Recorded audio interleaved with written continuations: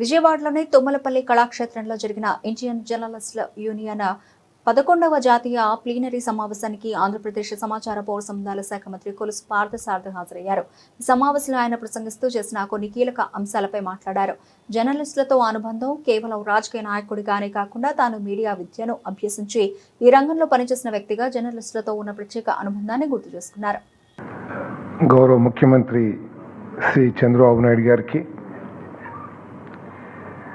వేదిక మీద ఉన్న నా సహచర మంత్రులు నిమ్మల రామానాయుడు గారికి, నా సహచర శాసనసభ్యులు బోండా ఉమామహేశ్వర గారికి, మురళీమోహన్ గారికి, గౌరవ పార్లమెంట్ సభ్యులు అప్పలనాయుడు గారికి, ఐజేయు ప్రెసిడెంట్ శ్రీనివాస్ రెడ్డి గారికి, ఐజేయు జనరల్ సెక్రటరీ సుబ్బారావు గారికి,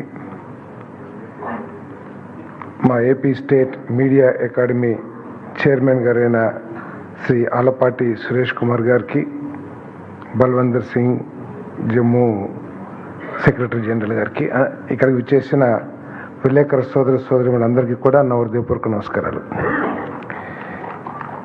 ఈరోజు ఉదయం నుంచి కూడా ముఖ్యమంత్రి గారు 10 గంటల నుంచి ఇందాకటి వరకు కూడా ఒక చారిత్రాత్మకమైన అసెంబ్లీ సెషన్, స్పెషల్ సెషన్లో బిజీగా ఉన్నప్పటికి కూడా ఈ ప్రోగ్రాంకి వచ్చారంటే వారికి మీ అందరి పట్ల ఉన్న ప్రేమ, అభిమానం, జర్నలిస్టుల పట్ల ఆయనకున్న అభిప్రాయం ఏంటో స్పష్టంగా అర్థమవుతుందని చెప్పేసి భావిస్తాను.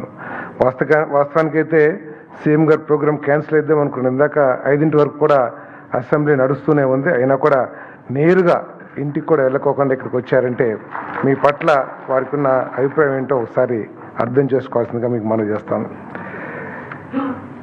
తెలుగుదేశం పార్టీ ఆవిర్భావం నుంచి కూడా